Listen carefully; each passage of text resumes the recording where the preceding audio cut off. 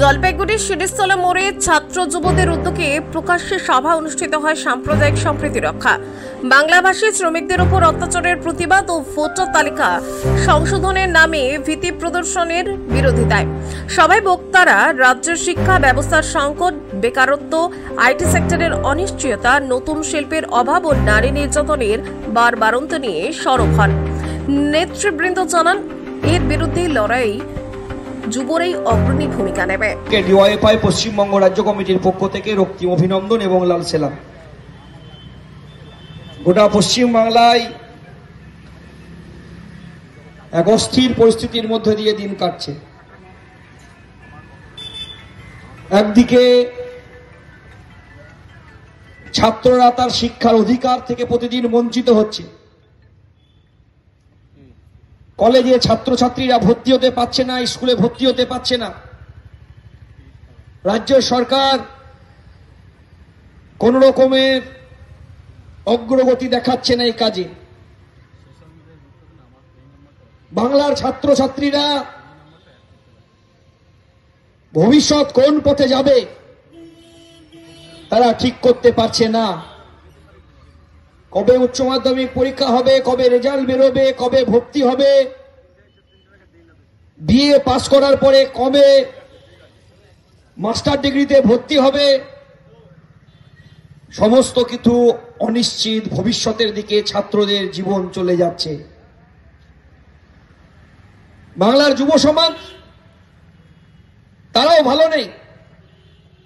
যারা পড়াশোনা শেষ করেছে তাদের কোনো কাজের ব্যবস্থা নেই, নতুন কলকারখানা নেই, শিল্প নেই। আবার বাংলার যে যুবকরা একটু ভালো পড়াশোনা করে একটু আইটি সেক্টরগুলোতে কাজ করছিল, গত মাস থেকে আইটি সেক্টরে ছাঁটাই শুরু হয়েছে।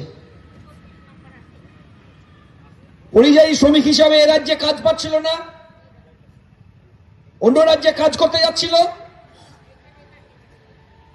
এই উত্তরের জেলা জলপাইগুড়ি, দার্জিলিং, কোচবিহার, মুর্শিদাবাদ রাজ্যের কোন জায়গার নাম বলবেন? নির্ভর করে একটা দেশের অগ্রগতি, দেশের মানুষের অর্থনৈতিক অবস্থান, তার ক্রয় ক্ষমতা, তার উপরে নির্ভর করে একটা দেশের অগ্রগতি।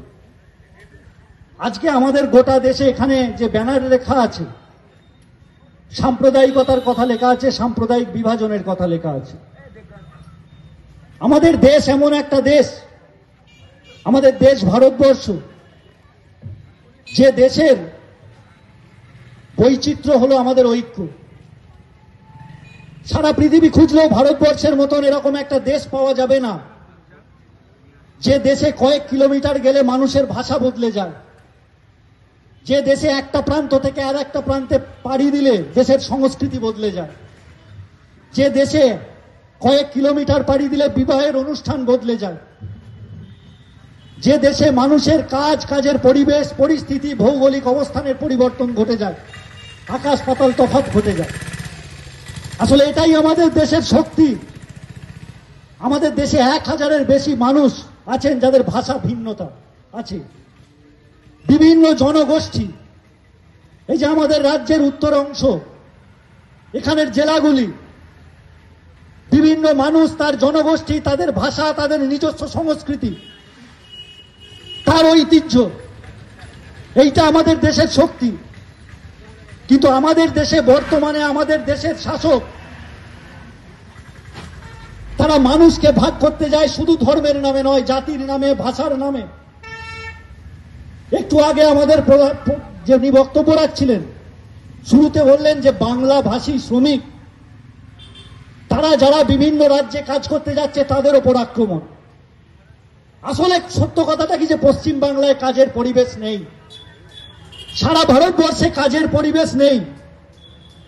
এখন বিজেপি বা তৃণমূল পরিসংখ্যান দিয়ে বলতে পারে যে প্রত্যেকেই কিছু না কিছু তো কাজ করছে।